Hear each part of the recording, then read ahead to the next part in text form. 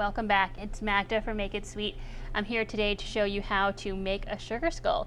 So for making sugar skulls, there's not a lot of things that you need. You need granulated sugar, some water, and meringue powder. So meringue powder is the drying agent, which is going to help your sugar skull to dry out and stay firm. And what's nice with sugar skulls is once they're totally dry, they last a long time. Like I think some of these sugar skulls that we have back here have been around for like 2 or 3 years, and they're still holding up really well. The colors have faded because they've been out in the sunlight a little bit, but other than that, they're still holding up really well. So the amount that I have here in my bowl is I'm working with a really small batch here. So I have 2.5 pounds of granulated sugar, just regular store-bought granulated sugar. I have 2 tablespoons of meringue powder, and then I've got some water here. This recipe calls for about 5 teaspoons of water, but I always have a little extra water handy because it's going to depend. It's going to depend on how humid it is outside, how dry it is. The drier it is, it may take a little more water in there. If it's pretty humid outside, it's going to take may not take as much water. So I've got my granulated sugar here in a bowl. I'm going to mix in my meringue powder, and I'm just going to take a spatula and kind of start to mix it in just a little bit. Small batches like this can be done by hand.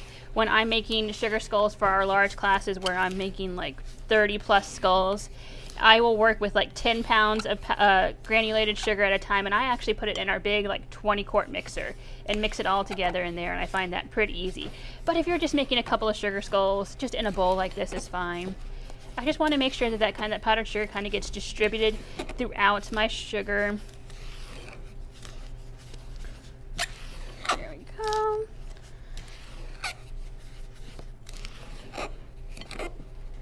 All right. That's mixed in, and now I'm going to start with my water. And I'm going to start with the 5 teaspoons that it calls for. I'm just going to sprinkle it in.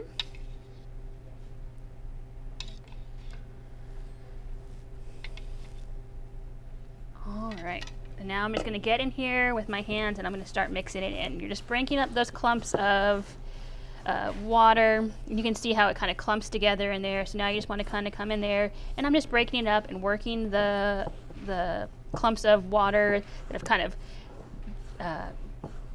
clumped together and kind of breaking them up. And what we're looking for is kind of like a wet sand consistency. So you know, like that sand that's not like right by the water, but it's not far away. It's kind of wet, and when you kind of press the sand or the sugar in, it kind of keeps its shape. So it's starting to do that for me. So I know I'm pretty close, but I know I've still got a bit of dry sand, so I can still dry sugar. So you can still see that I've got a bit of dry sugar in there. So I just really want to get in there and mix it. I probably could have used a slightly bigger bowl here, but it'll be okay. I'll make it work. I'm just flinging sugar everywhere. I will warn you that this tends to be a bit of a messy process. You'll end up with like dried sugar kind of everywhere, all over your table, all over your floor. So you will need a good broom to come through the kitchen when you are done with this. So now I start testing the consistency. So I take a kind of a clump of sugar in my hand, and I press and kind of squeeze in on itself like this, and then it's keeping its shape. I kind of wriggle it around, and it kind of maintains its shape, but if I jiggle it around a little bit too much, it kind of falls apart. So I think I'm going to add 1 more teaspoon. That will be the sweet spot for this. You don't want it to be too wet and sticky though. So it's kind of a fine line with enough moisture in there to kind of get it to bring together and form nicely. But if it's too sticky, then it just takes that much longer to dry, and ends up like sticking in your molds. All right, so I've got my sugar to the right consistency, I believe. All right, so I'm going to press it together, really get in there and really squeeze. And then see how it holds the shape, and then if you look closely, you can even see like the indentations of my fingers in there. So it's gonna, when it goes into the mold, it's gonna mold and see like all the indentations of like the eyes and the nose and everything. So it's gonna hold that shape really well. All right, so I'm ready to make my skull. So I have my skull molds. We're using like the extra large skull molds. They come in a bunch of different sizes, but we like the extra large ones because then that way you have the most decorating surface. So I've got my molds here. I've got some little cake boards here. You could just use like little pieces of cardboard, but you want something to turn your molds out onto, because they don't actually dry in the mold. If you left it in the mold, it would actually take a really long time for it to dry out. It needs that contact with the air to dry out. So I'm going to start with the front of my skull, and I'm going to load some sugar up in here. And I'm going to overfill it. So you want it to like overflow the mold. And I'm going to press in there. So now you get in here and you press, using my hands, and I'm really pressing my sugar into the mold. Kind of getting rid of some of this excess here. And then I'm actually going to kind of turn it over. And you can look, and it's kind of hard to see on camera, but I can see like in his little cheek here, it's not quite pushed all the way in. So I know I need to kind of go in there and press in a little bit further. Really get in there and use your pec muscles. I made about 35 skulls this last week, and like after that first day that I'm making sugar skulls, my pec muscles actually like hurt. I was like, why am I sore? And then I remembered because I was making all these sugar skulls. All right, so really press it in there. All right, I think I look nice and compact on this side. I'm gonna take a spatula. I have a spatula handy, but you can use any kind of like scraper. And I'm gonna clean off my mold. There we go. Take my board and then flip it over and then remove my mold. So now I've got my sugar skull ready to go, and what's going to happen is the part that is out in the air is going to start to dry out. So this part here is going to crust over, and then the part that is touching the bottom side of the skull that's not making contact with the air is going to stay moist. So when this outside part dries, you can be able to flip it over and you'll actually be able to scoop out the sugar from the inside. You wouldn't want this sugar skull to be totally solid, because imagine just how heavy this is going to be when you're done. So you actually want to take out some of that excess sugar. These are going to be hollow when we're done. So I'm going to set my front to the side, and now I'm going to do my back.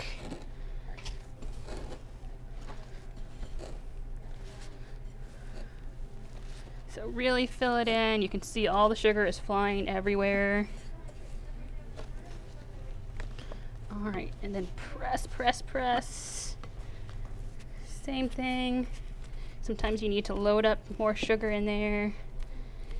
If you notice that like there's a lot of sugar sticking inside your molds, then that's usually an indication that's a little too wet. And what you need to do is like throw all your sand back into your sand. I keep calling it sand. Throw all your sugar back into your bowl and add a little bit of dried sugar till it's not as wet and sticky on you.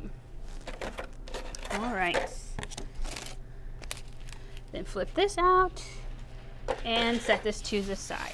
So now drying time. So drying time is going to depend. It's going to depend on where you live. If you live in a more humid place, it might take a little while longer for it to set. Typically 2 to 4 hours is the drying time. They say that when it's raining outside or super humid, you can't make these. When I made these this last week, it was raining, so I was able to get them done. It took about 2 hours, and what I actually did was I set just like a little fan in front of them, and that kind of helped drying them out. So about 2 hours. I would start checking them like 1.5 hours, 2 hours, and you can kind of get an idea of what you need. Let me clean up real quick, and then I'll come back and I'll show you how to turn out some of the skulls. All right, welcome back. So I've cleaned up a little bit. Leftover sugar. Any leftover sugar that you're not using right away, you want to make sure to either put it like in a Ziploc bag, or what I usually do is, I usually have a lot, I'll put it in a bucket, and then I'll put a piece of saran wrap on top, and then I'll put a damp towel on top of that saran wrap, and then put the lid on top.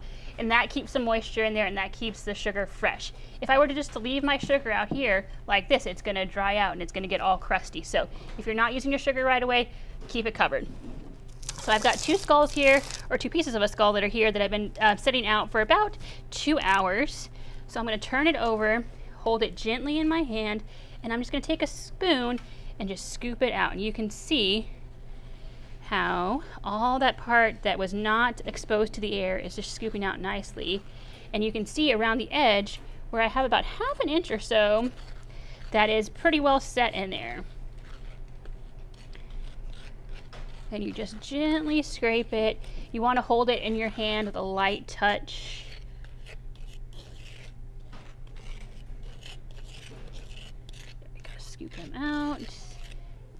get it pretty well scooped out. You can see I have a nice layer. Like on this side, this maybe could even sat out for like another 30 minutes, but we're right there. And then when you're scooping out the front, you want to make sure that you leave this chin section full of sugar, because that's what's going to support the weight of your sugar skull. So you want to leave that part intact and just kind of scoop out the top part of the head.